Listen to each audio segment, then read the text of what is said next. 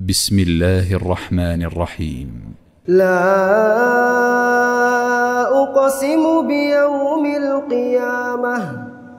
ولا أقسم بالنفس اللوامة أيحسب الإنسان أن لن نجمع عظامه بلى قادرين على أن نسوي بنانه بل يريد الإنسان ليفجر أمامه يسأل أيان يوم القيامة فإذا برق البصر وخسف القمر وجمع الشمس والقمر يقول الإنسان يومئذ أين المفر كلا لا وزر إلى ربك يومئذ المستقر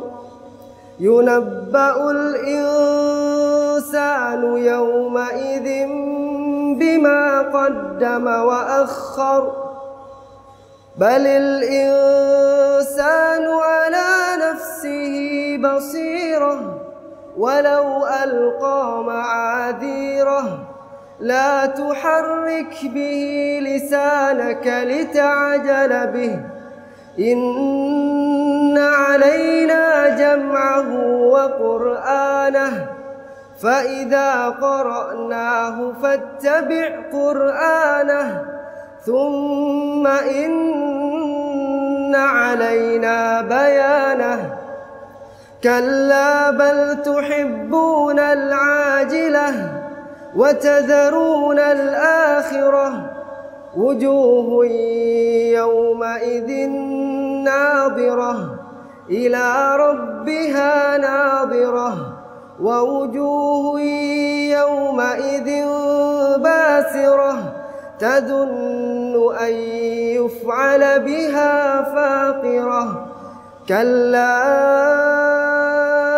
إذا بلغت التراقي وقيل من راق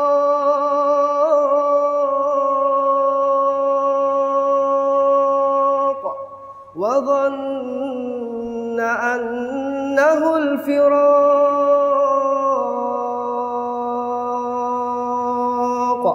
والتفت